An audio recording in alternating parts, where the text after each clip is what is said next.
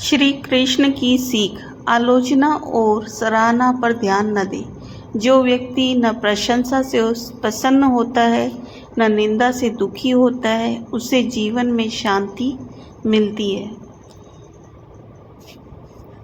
भगवान श्री कृष्ण की पूजा करने के साथ ही उनके उपदेशों को जीवन में उतारने से हमारी सभी परेशानियां दूर हो सकती है।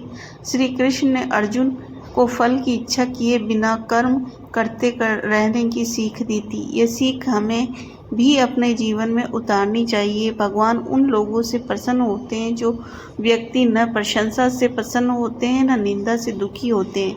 ऐसे लोगों को जीवन में शांति मिलती है। हम अक्सर दूसरों की राय को अंतिम सत्य मान लेते हैं, लेकिन गीता कहती है कि हर व्यक्ति की सोच उनके अपने संस्कारों और मानसिक प्रवृत्तियों से बनी होती है। व्यक्ति की आलोचना या सराहना स्थायी सत्य नहीं होता।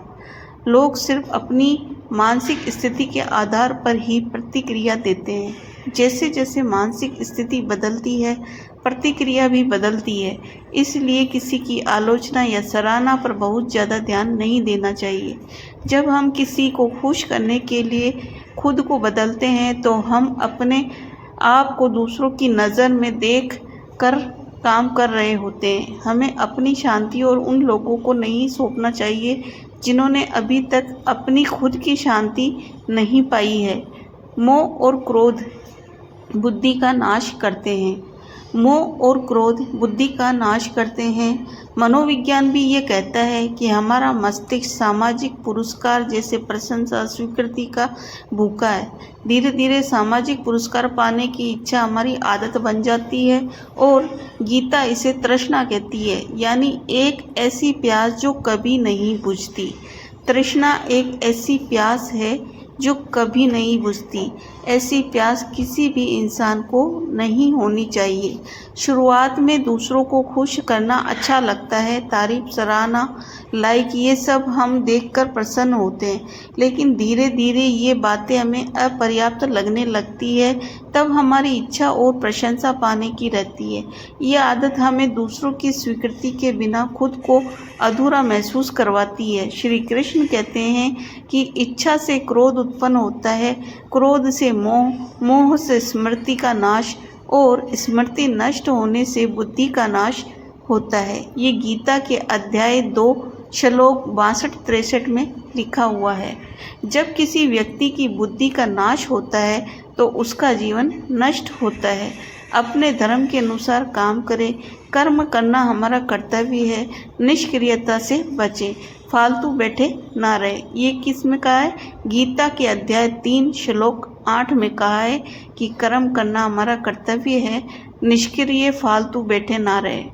अर्जुन श्री कृष्ण से युद्ध से पीछे हटने की बात कहते हैं तो क्योंकि वे अपने संबंधियों, गुरुओं को मारने से डरते हैं, यानी कि दूसरों को दुखी करने से डर से वे युद्ध से पहले ही अपने धनुष बाण नीचे रख देते हैं। उस समय श्री कृष्ण अर्जुन से कहते हैं कि अपने धर्म को याद करो।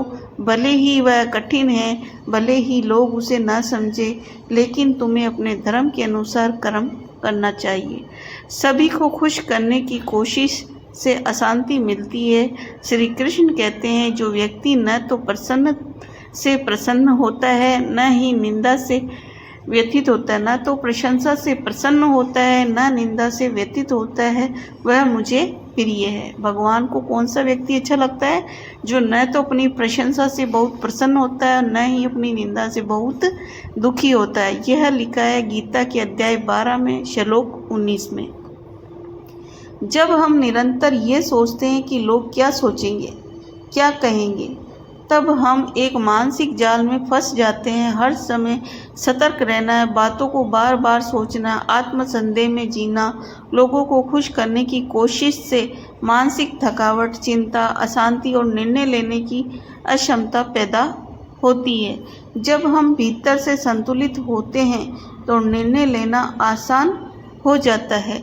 हम वही करते हैं जो आवश्यक है, वही करते हैं जो उचित है और अंत में शांति से सोते हैं। शांति चाहते हैं तो सत्य के मार्ग पर चले। हम स्वतंत्र और लोकप्रिय एक नहीं हो सकते। श्री कृष्ण कहते हैं कि सत्य का मार्ग अक्सर अकेलापन देता है, लेकिन वही शांति का मार्ग है। इस युग में कई ऐसे महान लोग हुए हैं जिन्होंने सत्य का अनुसरण किया है। उन्हें दुनिया ने पहले गलत समझा था, लेकिन बाद में लोग उनका अनुसरण करने लगे। हर किसी को खुश करने की आदत शायद हमें लोकप्रिय बना दे, लेकिन हमें पूर्ण नहीं बना सकती, शांति नहीं दे सकती। गीता कहती है कि मोक्ष मुक्ति किसी की स्वीकृति से नहीं मिलती, बल्कि अपनी सच्चाई से मिलती है। जब हम किसी को निराश न करने की कोशिश में खुद से समझौता करें, तो एक पल रुके और पूछें कि क्या मैं किसी और की शांति बचाने के लिए खुद को धोखा तो नहीं दे रही हूँ। हमें स्वार्थी नहीं होना है, हमें बल्कि पवित्र बनना चाहिए, सत्य के मार्ग पर चलना चाहिए। तो ये सब बातें भगवान कृष्ण ने अर्जुन को समझाई और हमें भी समझनी चाहिए कि ना तो हमको किसी की ज़्यादा परवाह करनी है, कुछ अपने दिमाग से भी काम करना है। कोई कह दिया उसके कहने पे चल दिए, ऐसा नहीं करना है हमें, और आगे बढ़ना है अपने जीवन में। अपने दिमाग को भी यूज करना है, किसी के हाथ की कठपुतली नहीं बनना है। लाइक शेयर ज़रूर करें।